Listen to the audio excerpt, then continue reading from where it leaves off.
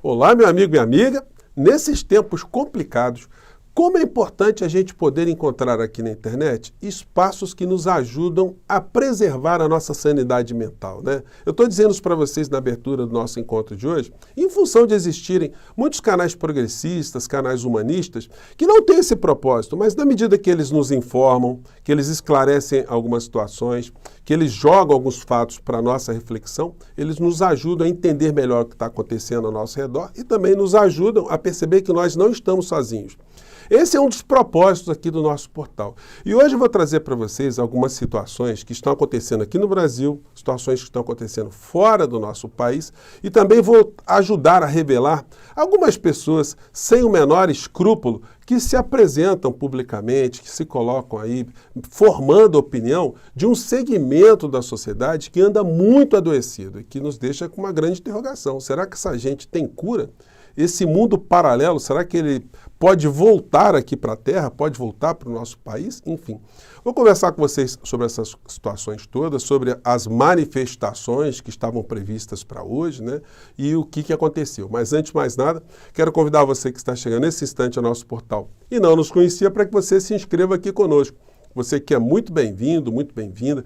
Conheça os nossos outros vídeos, se você gostar, compartilhe, recomende e não esqueça de dar o seu joinha e se inscrever aqui no nosso clube de membros, se puder, tá bom? Então, vamos seguir em frente. Bom, quero começar aqui fazendo uma pergunta para vocês, depois vocês colocam aqui no comentário do nosso portal.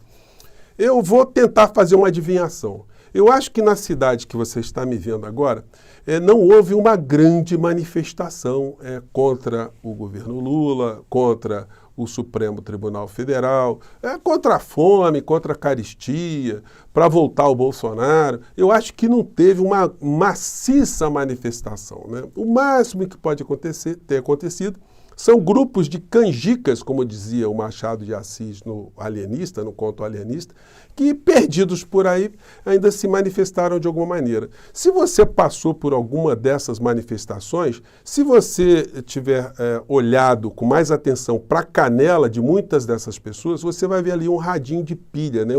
um aparelhinho que a gente batizou de Rádio Papuda FM, que está ali na canela de algumas pessoas, que ainda vão ter que responder pelo que fizeram no passado. Bom, essa é uma questão. Então, como eu disse para vocês, essas manifestações que estavam sendo convocadas por algumas pessoas sem escrúpulos, apenas para criar tumulto, para envenenar a sociedade, para criar uma falsa expectativa, enfim, tudo foi por água abaixo, a gente não viu absolutamente nada, pelo menos os noticiários estão nos dando conta que nada aconteceu.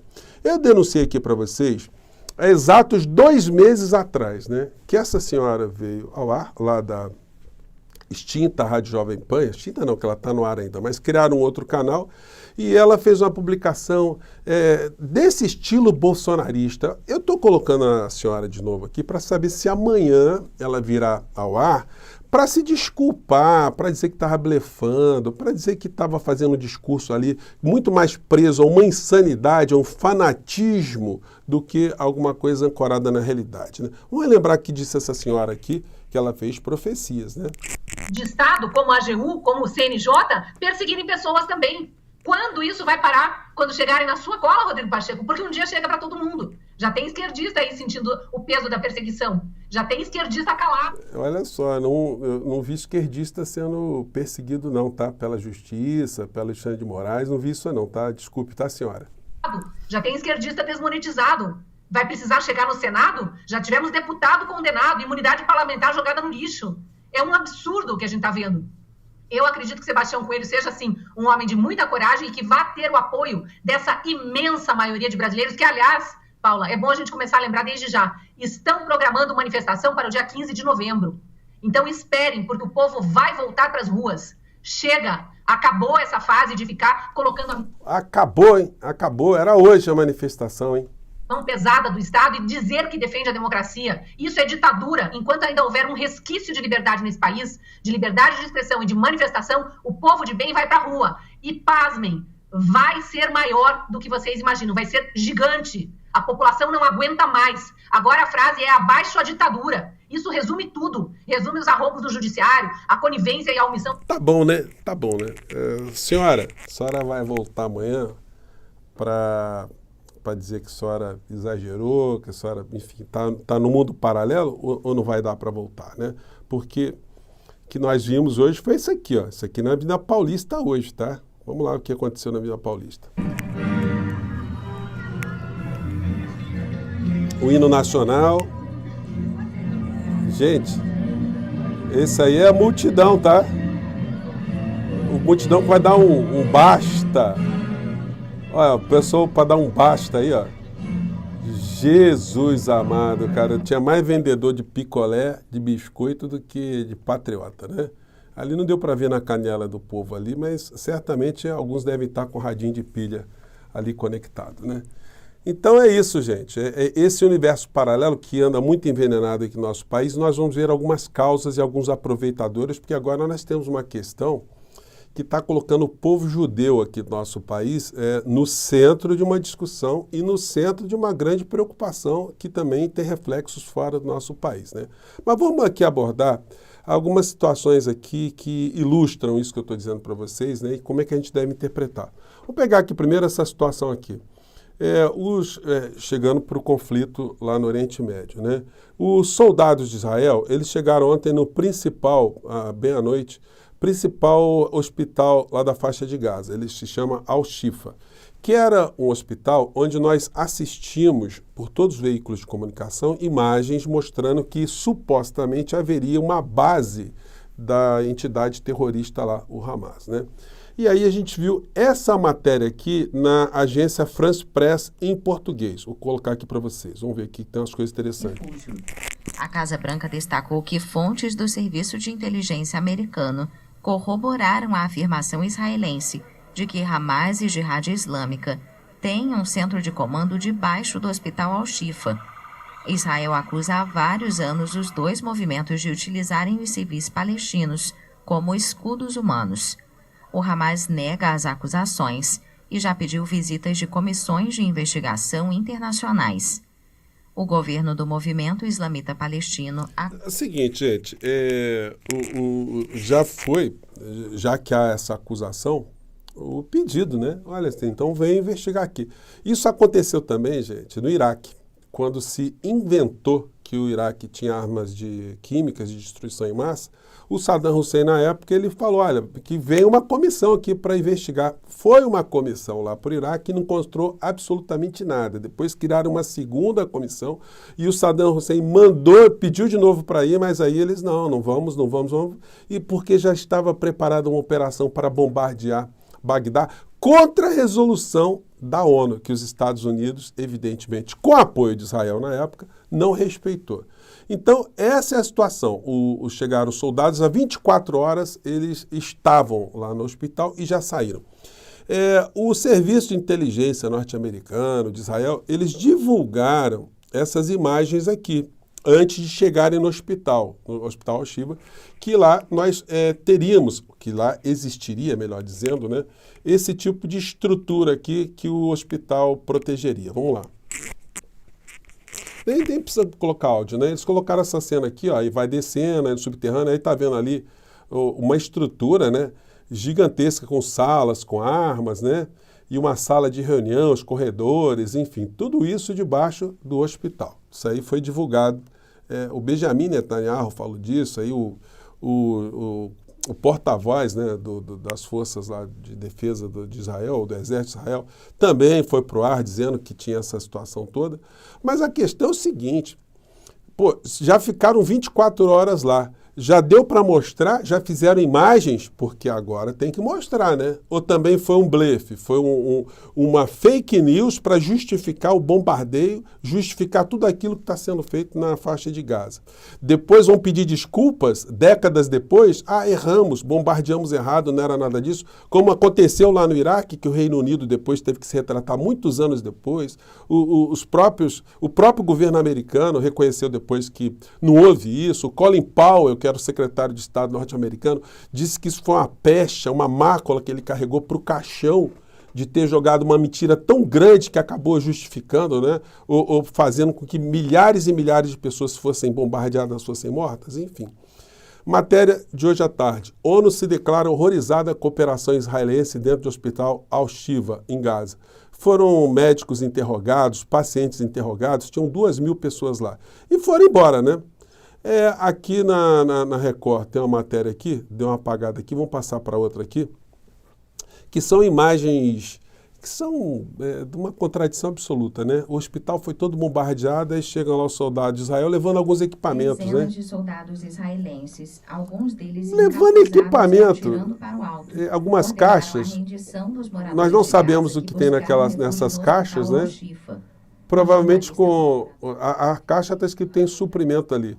Mas um carrinho, para andar onde um carrinho andando ali, enfim, é muito mais uma questão,